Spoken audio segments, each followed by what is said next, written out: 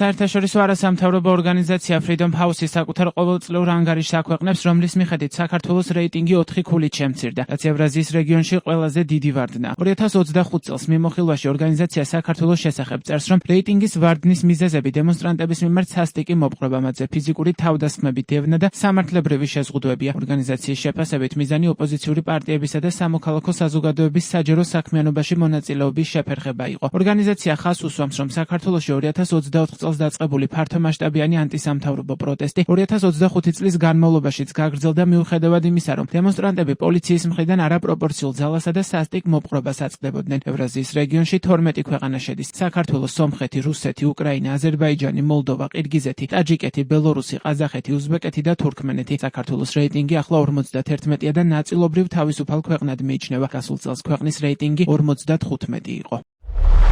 საქართველოში 2024 წელს დაწყებული მასშტაბური ანტისამთავრობო საპროტესტო აქციები 2025 წლის განმავლობაში გაგრძელდა, მიუხედავად იმისა, რომ დემონსტრანტები პოლიციის მხრიდან არაპროპორციულ ძალას და არასათანადო მოპყრობას განიცდიდნენ. მმართველი პარტიის ქართული ოცნების ოპონენტები ფიზიკურ შეურაცხყოფას, შევიწროებას და ახალ საკანონმდებლო შეზღუდვებს განიცდიდნენ, რომლებიც ოპოზიციური პარტიებისა და სამოქალაქო საზოგადოების საზოგადოებრივ საქმეებში მონაწილეობის შეფერხებას ისახავდა. მიზნად საქართველოში მთავრობის მიმართ კრიტიკულად განწყობილი პროფესორები სამსახურიდან გაათავისუფლეს, რაც მმართველი პარტია ქართული ოცნების მხრიდან განათლების სისტემაზე პოლიტიკური კონტროლის გაფართოების მცდელობის ნაწილია. გარდა ამისა, ქართული ოცნების მთავრობამ შექმნა საპარლამენტო კომისია ოპოზიციის წევრების გამოსაძიებლად და დააპატიმრა ისინი, ვინც მასში მონაწილეობაზე უარი თქვა. ზოგს კი პატიმრობა შეუფარდა შეთითხნილი ან ფალსიფიცირებული ბრალდებებით.